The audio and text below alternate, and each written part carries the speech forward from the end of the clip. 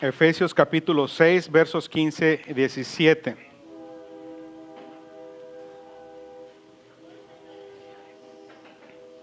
La semana pasada el título del mensaje era Familias fuertemente armadas, parte 1.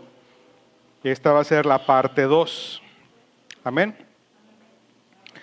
Versos 15 y 17 dice: y calzado los pies con el apresto del evangelio de la paz, sobre todo tomad el escudo de la fe, con que podáis apagar todos los dardos del fuego del maligno, y tomad el yelmo de la salvación y la espada del Espíritu, que es la palabra de Dios. Amados, Pablo ha advertido que todo cristiano está inmerso en una lucha espiritual, toda familia está inmerso en esta lucha espiritual, una lucha por la verdad. Nuestra lucha no es contra ningún ser humano, y aunque estos puedan ser enemigos del evangelio, nuestra lucha es contra el diablo y sus mentiras. Esta es una lucha que no podemos enfrentar con armas físicas, no lo podemos enfrentar con filosofías, sino que demanda que nuestra fuerza provenga de Dios, quien no solamente nos da fuerza, sino también que nos ha provisto de toda la armadura para hacer frente al enemigo. Amén. Y los dos primeros elementos de esta armadura han sido el cinto de la verdad y la coraza de justicia. Ahora, continuando con la armadura, Pablo dice que debemos calzarnos los pies con el apresto del evangelio. La palabra clave para entender esta parte es apresto, que viene de la palabra griega eitomasia, que significa o denota preparación, disposición. En otras palabras, el evangelio es el fundamento sólido de la vida del creyente, por lo que su vida refleja una disposición de vivir en conformidad al evangelio. Amén. Como dice Pablo en Filipenses capítulo 1, verso 27, procuren que su manera de vivir esté de acuerdo con el evangelio de Cristo. Así, lo mismo sea que las vaya a ver o no, quiero recibir noticias de que ustedes siguen firmes y muy unidos, luchando juntos por la fe del evangelio. Amén. Ahora, ¿qué quiere decir Pablo con el evangelio de la paz? El evangelio anuncia, o el evangelio de la paz anuncia lo que el Hijo de Dios ha hecho para realizar la paz con Dios. Nosotros estábamos enemistados con Dios, éramos enemigos de Dios, y el Hijo de Dios ha hecho algo para traer paz con Dios.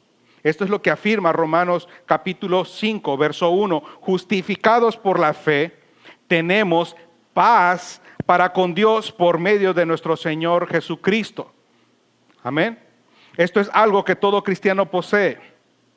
Todo verdadero cristiano posee paz con Dios, y esta solo ha sido a través de nuestro Señor Jesús. No es por la vida impecable que vives, no es por la obediencia que tú manifiestas, no es por ninguna otra cosa más que por la obra de Dios que tú tienes paz, por la obra de Cristo que tú tienes paz, y yo tengo paz para con Dios. Ha sido por la vida, muerte y resurrección de Cristo nuestro Señor. Eso quiere decir que el Hijo ha satisfecho toda la ira de Dios, y lo ha hecho tomando nuestros pecados y muriendo bajo el juicio de Dios en la cruz del Calvario. Ahora, hay paz con Dios a través de Jesucristo. Este es el mensaje del cristianismo. Él vino a reconciliarnos, y dice la palabra de Dios que ahora nosotros hemos heredado el ministerio de la reconciliación. Por lo cual clamamos, reconcíliense con Dios. Ahora, puedes conocer y tener la paz de Dios porque estás en paz con Dios, aunque tus pecados son innumerables. Tú puedes tener paz con Dios y tener la paz de Dios solamente a través de Cristo Jesús. Esta es la paz de la que habla nuestro versículo. No es un sentimiento de paz, sino la buena noticia de la paz con Dios a través de Jesucristo para cada pecador que confía en Él. Amén. El evangelio entonces provee el calzado para todo lo que hacemos. Sin importar lo fuerte que sea el resto de tu cuerpo, hermano, si tus pies están heridos, si tú estás descalzo, si no estás bien calzado, eres una presa fácil para el enemigo. Si tú estás enemistado con Dios, si tú no estás en paz con Dios, tú eres una presa fácil del enemigo. Tu familia es presa fácil del enemigo. Si tu familia no está en paz con Dios, tus hijos son presa fácil del enemigo, son presa fácil del sistema mentiroso del enemigo. Amén. Ahora lo que yo deseo es que pienses lo siguiente. Piensa esto, si quitas a Cristo, ¿sobre qué base vas a edificar tu vida? ¿Y sobre qué base vas a edificar la vida de tu familia? Remueve a Cristo y tú y tu familia están solos. Remueve el evangelio, remueve la verdad y tú y tu familia quedan expuestos a las mentiras del enemigo. No tienes manera de cómo hacer frente a este enemigo perverso. Amados, vivimos en medio de una sociedad que no tiene una base sólida sobre la cual construir una vida. Esta sociedad ha construido su sistema sobre sus propios sentimientos, ideas, ideologías, filosofías. Están edificando sobre un sistema entramado de mentiras y tinieblas y obviamente a ellos no les importa, ni parece importarles, porque su entendimiento, dice la palabra de Dios, está entenebrecido. Y esos son los fundamentos. Y yo te pregunto, ¿esos son los fundamentos sobre los cuales tú pretendes edificar a tu familia?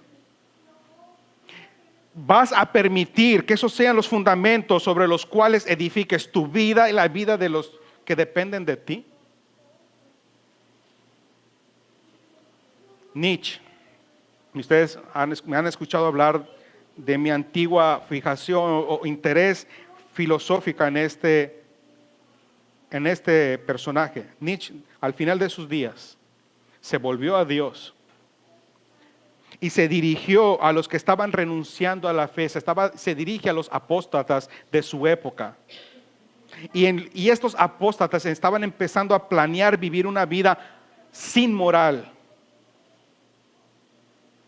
delante de Dios. Y Nietzsche dice lo siguiente, recito: cuando uno renuncia, escuche bien, cuando uno renuncia a la creencia cristiana, uno se priva del derecho a la moral cristiana. El cristianismo es un sistema, una visión de las cosas constantemente pensada y completa. Si uno quita la idea fundamental de la creencia de Dios, uno rompe todo en pedazos y ya nada más importa. Quita el evangelio, quita a Cristo y tú y tu familia no tienen ningún fundamento sólido en el cual edificar sus vidas. En otras palabras, si abandonas el evangelio, abandonas a Dios. Si abandonas a Dios, abandonas el derecho a la ética cristiana. Si rechazas la visión cristiana de Cristo, entonces todo es relativo. Te haces tu propia autoridad. Y tus hijos se van a hacer su propia autoridad porque todo es relativo, no hay verdad absoluta. Y si no hay verdades en absolutas, cada quien entonces elabore su propia verdad. Y entonces cada quien es su propia autoridad en lo que es correcto, incorrecto. Tú decides, tú eres el que está a cargo. Y te vuelvo a preguntar, ¿podemos dejar a nuestros hijos abandonados a sus propios corazones engañosos? ¿Podemos dejar a nuestros matrimonios sin la autoridad de Cristo? ¿Estamos dispuestos a correr ese riesgo? El cristiano debe construir, edificar en torno a las verdades desplegadas en el evangelio y deben ser evidentes en tu matrimonio y familia. Los principios de gracia, amor, misericordia, perdón, reconciliación, sumisión y disciplina desplegados en el evangelio deben ser desplegados en la vida de cada soldado cristiano, de cada familia cristiana. Por eso los esposos debemos aplicar el evangelio en nuestras vidas y amar a nuestras esposas como Cristo ama a la iglesia. Y por eso las esposas deben aplicarse el evangelio y someterse a sus maridos como la iglesia se somete a Cristo. Y los esposos someterse unos a otros. Y los hijos obedecer a los padres como Cristo obedeció al Padre. Todas las verdades desplegadas en el evangelio deben ser desplegadas en nuestras vidas, en nuestros matrimonios y familias. Amados, cuando tú y Dios hacen las paces y tienes la paz de Dios, te conviertes en un soldado. Y ahora tú estás en guerra contra el enemigo. Si tú no estás en paz con Dios, tú estás en paz con el enemigo. Tú le perteneces al enemigo. No puedes pelear en ambos bandos. Y no existe un bando en medio. Y no es opcional. El que no es conmigo, contra mí es, dice la palabra de Dios. Amén. Ahora, van a haber enemigos en la familia, van a haber enemigos en la casa. Y no son las personas. Es este sistema este es el pecado remanente obrando en ellos. Este sistema de mentiras con el que tenemos que tratar una y otra vez. Y te aseguro, no hay nada aparte de Cristo y el evangelio que pueda resolver esos conflictos. De momento hay como que esa llama que pretende crear contención o disputa entre los esposos. Y sabe, no es que los esposos se lo imaginaron o lo crearon. El autor intelectual de esa disputa es Satanás, aprovechándose de la debilidad, aprovechándose de la ignorancia, ¿ya? Incita al conflicto. Satanás aborrece, escuche bien, Satanás aborrece que los creyentes tengan paz. Él aborrece que los esposos se sometan unos a otros. Él aborrece que los esposos estén en paz. Y si no puede separarlos de Jesús, porque no los puede separar, nada nos puede separar del amor de Dios, Satanás se va a complacer en verlos separados a ellos. Y cuando Satanás logra dividir, Satanás logra arruinar. Porque Él vino para robar, matar y destruir. Pablo continúa diciendo, tomad el escudo de la fe para que podáis apagar todos, no algunos, todos los dardos del fuego del maligno, dice el pasaje. Ahora, yo estoy seguro, hay momentos en los que nos sentimos muy vulnerables. Muy vulnerables, sobre todo cuando estamos cansados y estamos bajo presión, cuando hemos sido provocados, cuando hemos estado involucrados en discusiones con nuestras esposas, esposos, con nuestros hijos. Ahora, yo creo que a todos nos gustaría saber si hay una protección para esos momentos. Y acá está, déjeme que le cuente que hay una pieza en la armadura que Dios nos ha dado que nos permite hacer esto, y es el escudo de la fe. Amén. Hoy en día hay multitud de hombres y mujeres que enfrentan tiempos destructivos en sus vidas y en sus matrimonios. Y lo están haciendo sin la ayuda de la fe en Dios. Y quiero que sepas que primeramente para poseer el escudo de la fe, primero debes saber que Dios es el único que te puede sostener. Es el único que te puede levantar. Que dependes de Dios. Que tú no vives por casualidad, sino que vivimos, nos movemos y tenemos nuestro ser en Dios. El escudo de la fe es maravillosamente útil para todo hombre y mujer sin excepción en todas las estaciones de la vida. No importa las dificultades, este escudo es maravillosamente útil. El Hijo de Dios vino a resolver el tema de nuestra condenación por nuestros pecados, tanto pasados como presentes y futuros. Y lo hizo llevando todo ese pecado y vergüenza en su propio cuerpo en la cruz. Ahora, Él lo eligió hacer voluntariamente, nadie se lo pidió. Y lo hizo porque te ama y me ama. A pesar de todo lo que le hemos hecho, Él quitó el pecado del mundo y quita el pecado del mundo. Y al tercer día, dice la palabra de Dios, Él resucitó. Y ahora Él vive para siempre a la diestra de Dios. Y no solo vive a la diestra de Dios, sino que también está con nosotros en este momento por medio del Espíritu Santo, instruyéndonos y explicándonos estas verdades. Ahora, Él nos invita a abandonarnos a Él. Él nos invita a dejarnos a Él. Él nos ordena que creamos en Él. Él nos llama a venir a Él. Él dice, ten fe en mí. Ten fe en mí. Yo te voy a dar todo lo que necesitas para resistir la tentación. Yo te voy a dar todo lo que necesitas para que cambies, para que cambien las cosas, para que seas paciente, para que tengas autocontrol, para que seas humilde. Yo te lo voy a dar todo lo que tú necesitas. Yo te pregunto, ¿cómo crees tú que podrías enfrentar el futuro? Déjate el pasado, tu presente. ¿Cómo podrías enfrentar el futuro sin fe? Nadie puede hacerlo. Mira qué hermoso y útil es este escudo. Es esencial para hoy, para mañana y para el resto de tu vida. ¿Cómo nos ayuda el escudo de la fe? En el momento en que se escribieron estas palabras, el escudo era una parte vital en el equipo o en el armamento del soldado. El escudo cubría completamente el cuerpo del soldado. Iba de la cabeza a los pies. Si disparaban una flecha desde la distancia, estas iban a rebotar. Y estaban confeccionados de tal manera que además eran escudos que no eran flamables.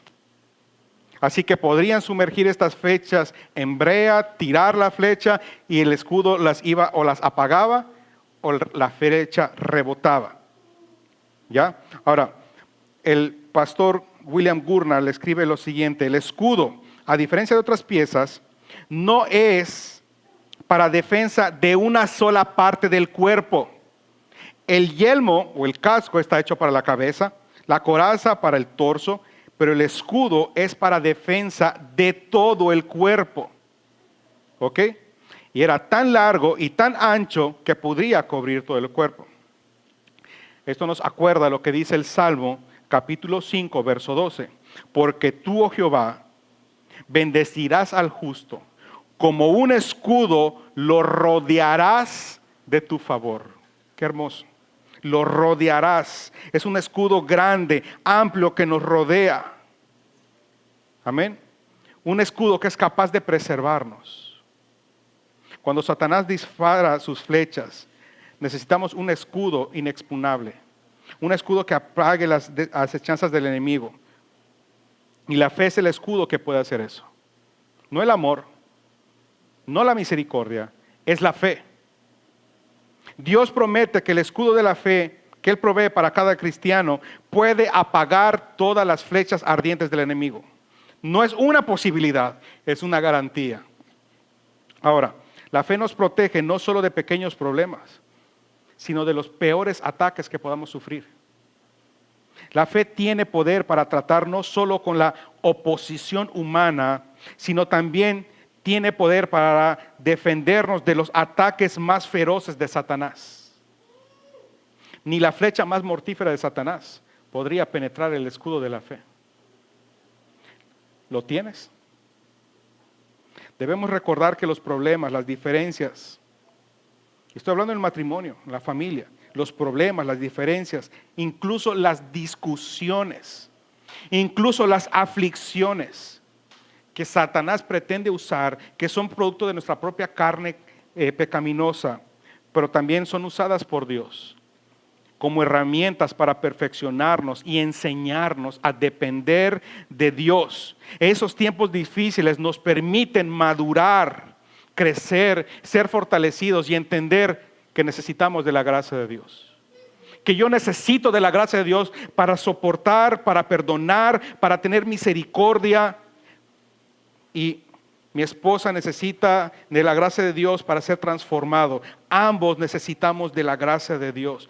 ¿Y dónde está la fe ahí? Señor, tú has prometido que tú iniciaste la obra, tú la perfeccionarás. Sigue obrando en ella, sigue obrando en mí, sigue obrando tu perfecta voluntad. Tú no nos vas a dejar, tú no nos vas a abandonar. Esta situación no nos va a dividir. No nos va a dividir. Nos puede causar aflicción, nos puede causar problema, pero no nos va a dividir porque tenemos la paz de Dios y estamos en paz con Dios. Y si yo tengo eso, yo voy a procurar estar en paz. Y yo no voy a esperar que venga y me pida perdón. Yo voy a ir y voy a extender el perdón. No voy a estar recriminando, porque eso no es lo que hace Dios. Paso por alto la ofensa. Es lo que hace el Evangelio. Yo creo en esto. Amén. Ahora, un soldado aguanta bajo la presión de su escudo y cumple, aun cuando el enemigo dispare todo lo que quiera. Él solo se le mete una cosa: resiste al diablo y él va a huir. Ponte el escudo de la fe y el enemigo resiste al diablo y el enemigo va a huir. Ahora quiero que considere lo siguiente, y voy a hablar un poquito de Pedro. Cristo le dice a Pedro, le revela a Pedro que Satanás ha pedido permiso a Dios para zarandearle como a trigo.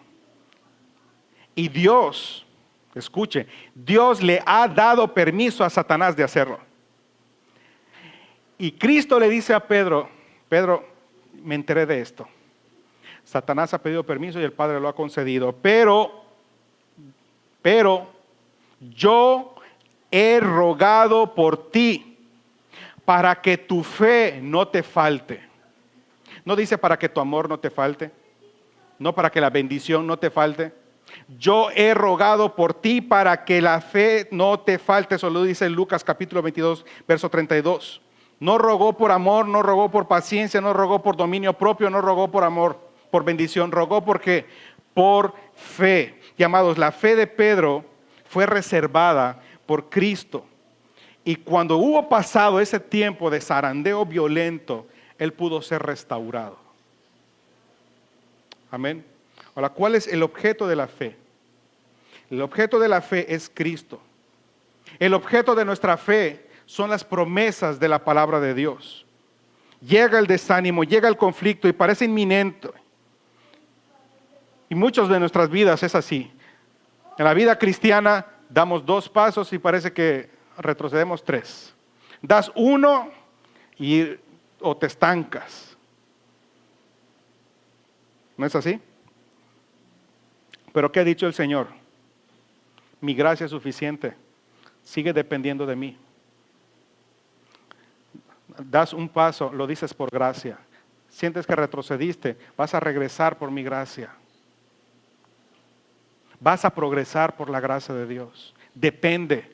¿No te he dicho que mi gracia es suficiente? ¿No te he dicho, clama a mí, yo te responderé? Entonces depende en lo que yo te he prometido. Confía en mí, confía en mi palabra. Yo empecé la obra, yo la voy a perfeccionar. Yo nunca he empezado algo que no tenga el poder para terminarlo. Yo empecé la obra en ti, yo la voy a terminar. No tú la vas a terminar. Y no la voy a terminar aquí en la tierra, vas a terminar cuando Cristo venga. Así que ten paciencia. Ten paciencia. Yo estoy obrando. ¿Por qué, Señor? Y mi esposa, y mi esposo, y mis hijos. Señor,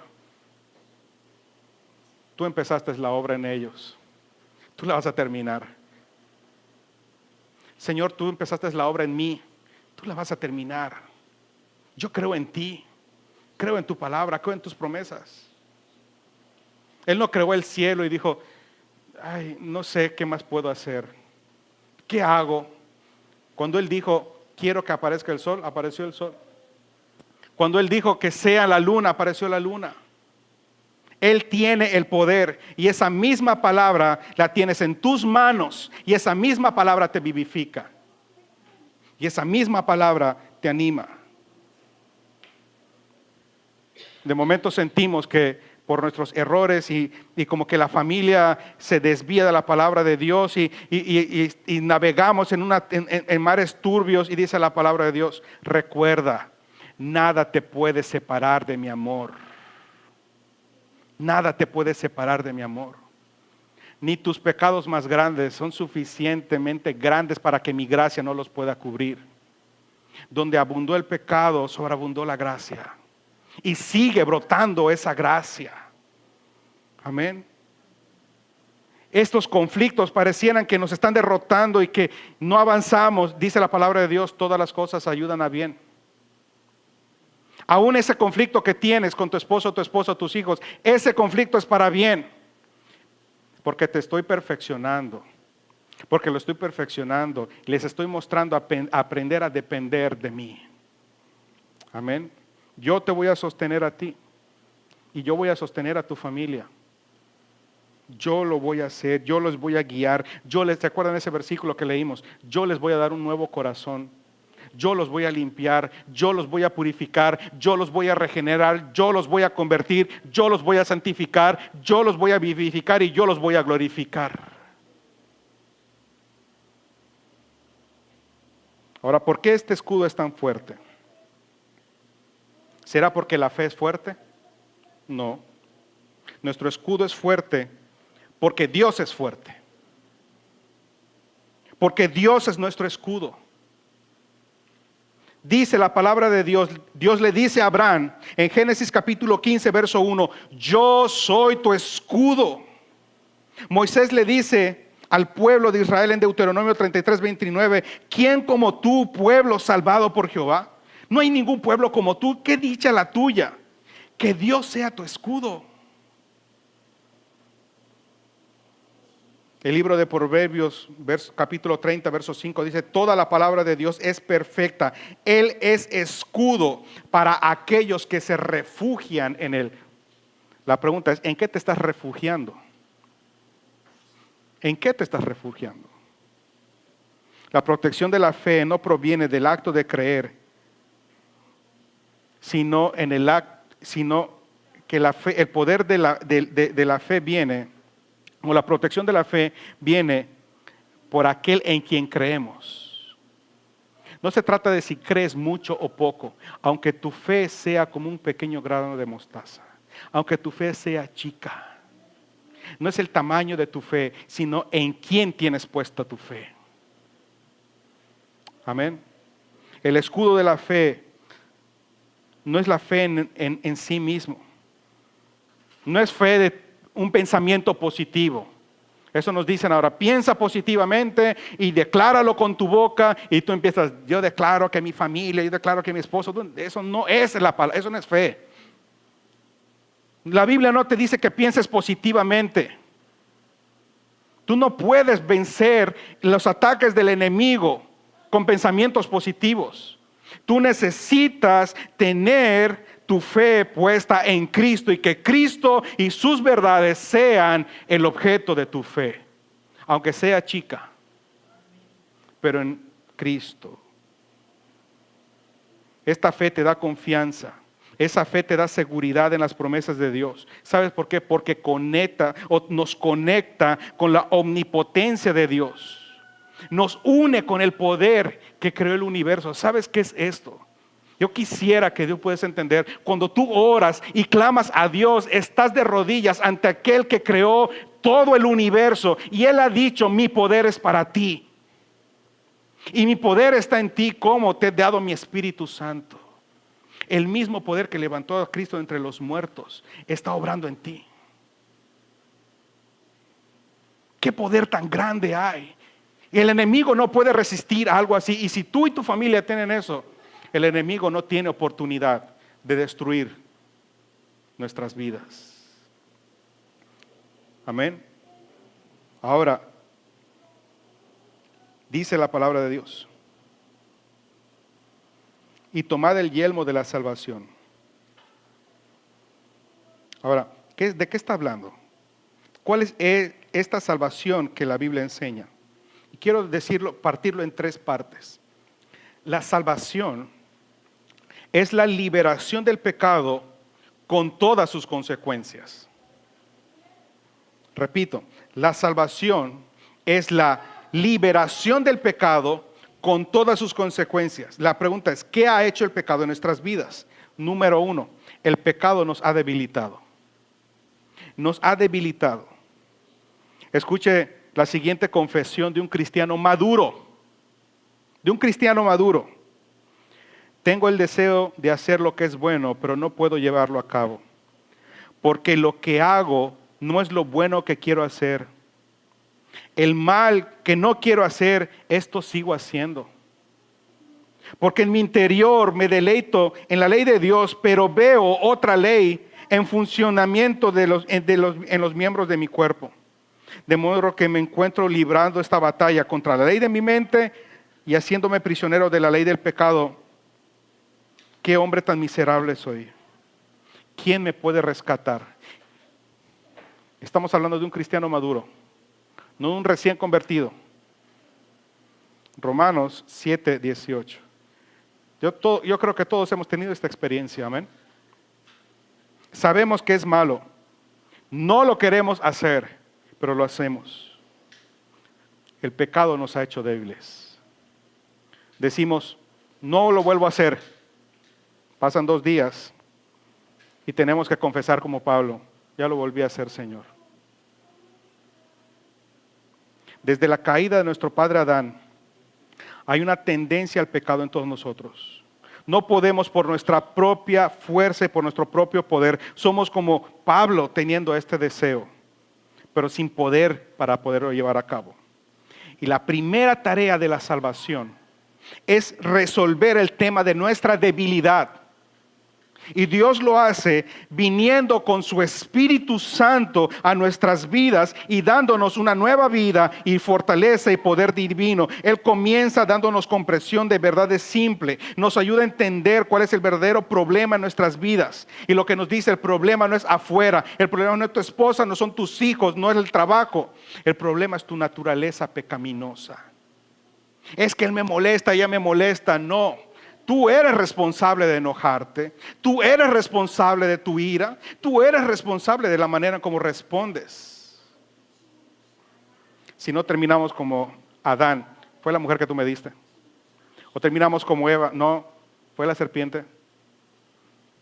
Admite tu responsabilidad y admite tu debilidad. Amén.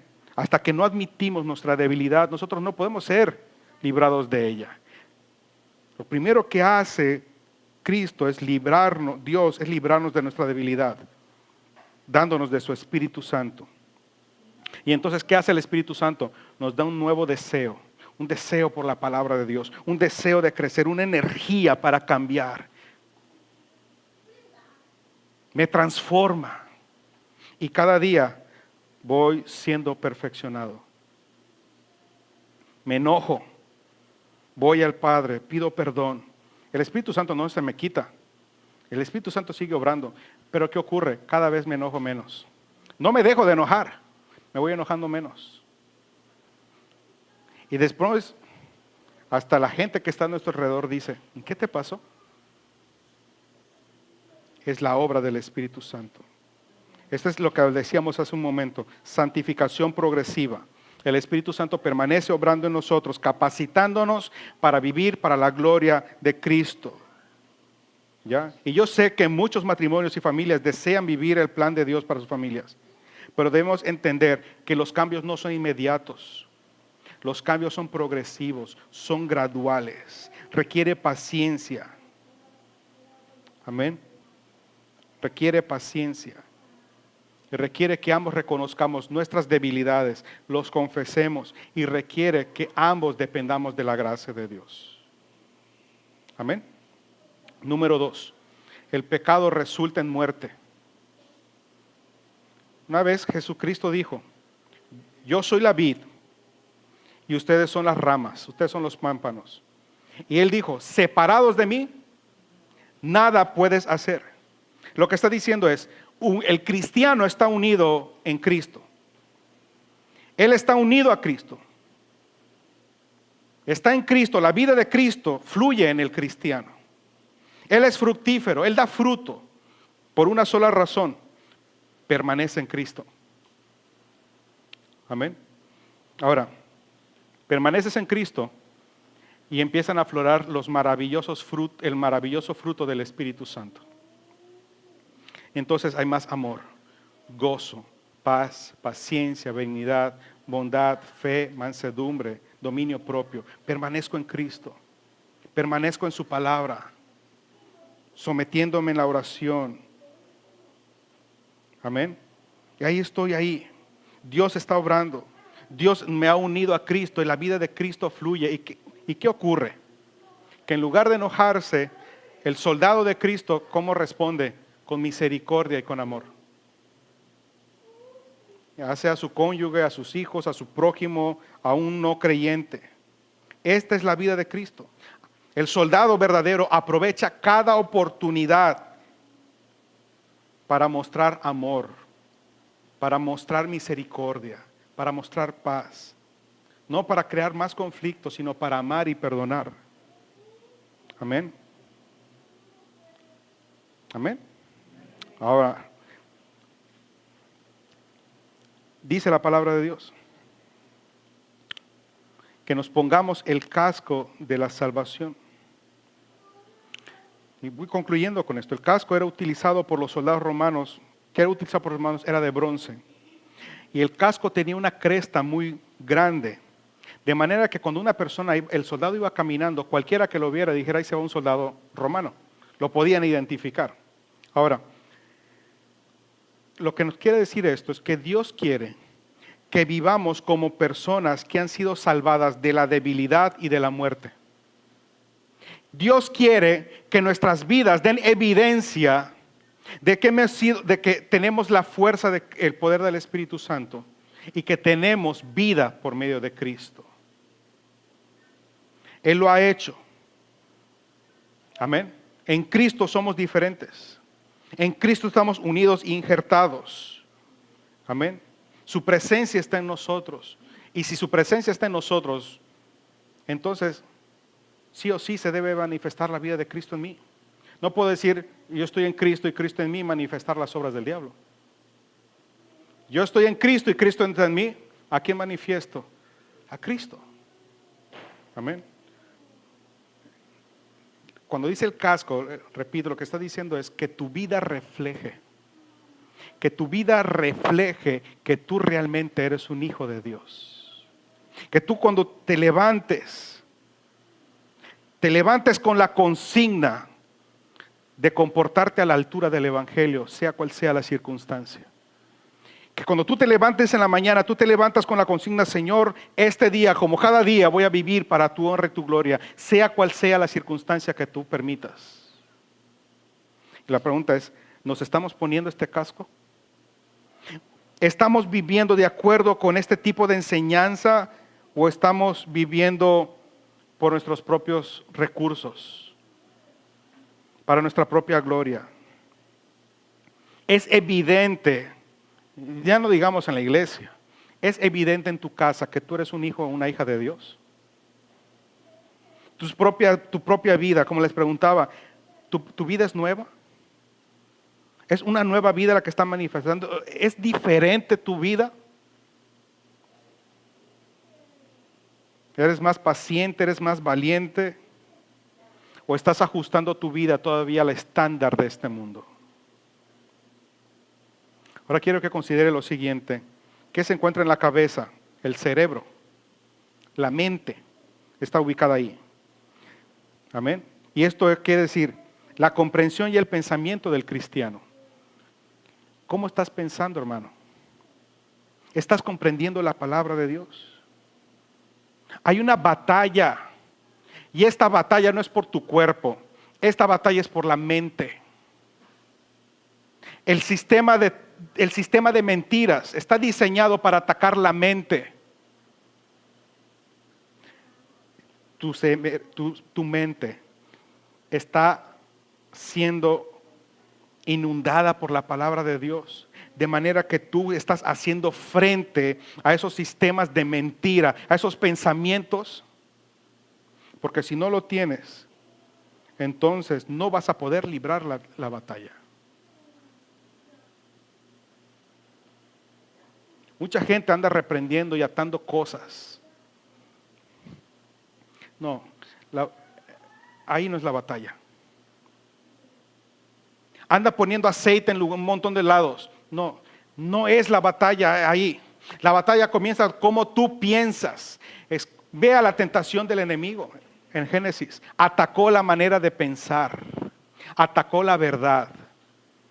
Y fue paciente hasta que Eva cayó en una conclusión y pecó.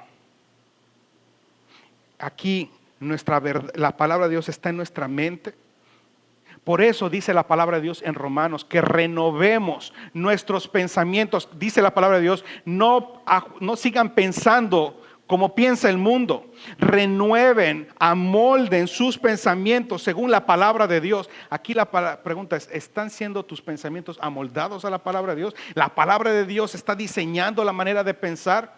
Porque la manera en cómo tú pienses va a moldear la manera en cómo tú te comportes. Y la manera en cómo tú te comportes va a ser un hábito. Y eso se va a convertir en una conducta.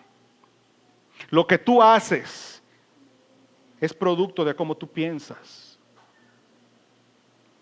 ¿Está siendo renovada tu manera de pensar conforme a la palabra de Dios o conforme a los argumentos de este mundo? Amén. Por último, tenemos a la espada del Espíritu, que es la palabra de Dios. La palabra de Dios es una espada poderosa. Podemos tener escudo, podemos tener coraza, podemos tener casco, pero si no tenemos espada, no tenemos con qué hacerle frente al enemigo. Tarde o temprano, esa defensa se va a derrumbar. Para que tú tengas victoria, debes usar la palabra de Dios. Amén. Nota, es la palabra de Dios, no la palabra del hombre, no la filosofía del hombre, no la psicología del hombre, no la educación del hombre. No podemos defendernos por nosotros mismos, necesitamos de la palabra de Dios. Todos nuestros esfuerzos mentales son infructuosos si no es a través de la palabra de Dios. Amén. Ahora,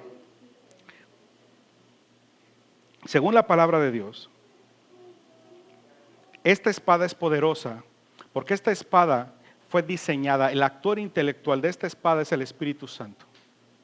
Toda la escritura es inspirada por Dios. Segunda de Pedro capítulo 1 verso 21 dice, ninguna profecía fue dada jamás por un acto de voluntad humana, sino que hombres inspirados por el Espíritu Santo hablaron de parte de Dios. Esta palabra escrita por hombres fue inspirada por Dios y es poderosa porque es la palabra de Dios. Amén. Ahora, es tan fuerte y pura esta espada porque Dios la hizo. Ningún hombre podría diseñar una espada como esta. Esta es una espada de 2 filos que penetra hasta partir el alma, las coyunturas y discierne los pensamientos de las intenciones de nuestro corazón. Es capaz de partir en 2 las mentiras del enemigo y mostrarte, esta es la verdad. Te están engañando. Esta es filosofía de demonios. Esta es doctrina de Satanás. Amén. Ahora, ¿qué soldado podría enfrentar una batalla sin una espada? Nadie. Nadie podría. Amén. Lo que está diciendo entonces es, usa la espada. Tu victoria está aquí, en el uso de la palabra de Dios. Ahora note que dice, ponte la armadura y la espada. Y dice que usemos la espada que es la palabra de Dios. Ahora esa conjunción y, ¿qué quiere decir? Ponte la armadura y no olvides o no descuides la espada. Te puedes poner toda la armadura, pero si no tomas la espada, estás expuesto. No, vístete toda la armadura y toma también la espada. porque es parte de la armadura, y llévala contigo. ¿Ya?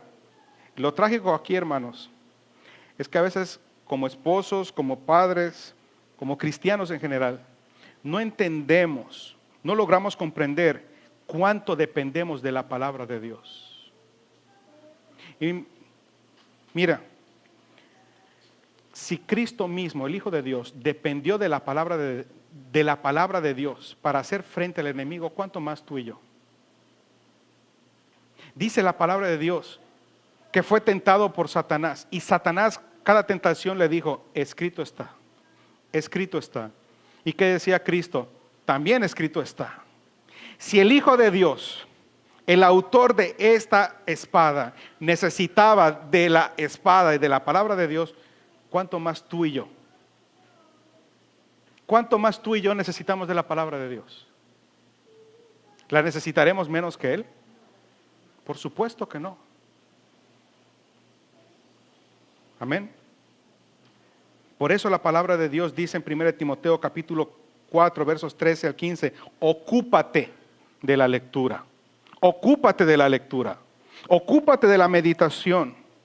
¿Cómo vas a crecer como esposo? ¿Cómo vas a crecer como padre? ¿Cómo vas a crecer espiritualmente? ¿Cómo va a crecer espiritualmente tu familia? ¿Cómo van a hacer frente tus hijos a las mentiras del enemigo si no te ocupas de la lectura, de la meditación, del estudio y de la memorización de la palabra de Dios? Ve a los niños, pregúntele cualquier canción que esté de moda, se la saben. Nuestros hijos son esponjas. Pero en lugar de estarse llenando de la palabra de Dios, se están llenando de las verdades del mundo. Y luego nos preguntamos, ¿y cómo van a hacer frente? No los estamos exponiendo entonces a la verdad. No los estamos equipando con la espada. Los estamos dejando solos. Están yendo a escuelas que son colocadas, donde el enemigo tiene colocados maestros de falsas doctrinas. Y pensamos que solitos se van a defender. No, necesitamos equiparlos con la verdad. Amados, la manera humana de pelear esta guerra ha sido carnal. El hombre trata de dominar, trata de manipular, trata de vencer, trata de hacer chantajes y maniobras. Pero la manera espiritual es humillarnos a nosotros mismos, morir a nosotros mismos y dejar que Dios muestre su poder en nuestras vidas. Ese es el secreto de nuestra victoria. Nuestras armas espirituales son despreciadas por el mundo. Nos dicen que estamos locos, pero ¿sabe? Mientras el mundo aborrece estas armas espirituales, Satanás las teme. Satanás les teme. Cuando luchamos con las verdaderas armas espirituales, ningún principado y potestad nos puede hacer frente. Amén. Tenemos entonces que usar esto. Tenemos que tener en cuenta todo esto, para que así nosotros podamos vencer. Calzado los pies con el apresto del Evangelio, tomemos el escudo de la fe para que podamos apagar los dardos del enemigo. Tomemos el escudo de la salvación y no olvidemos la espada del Espíritu, que es la palabra de Dios. Padre,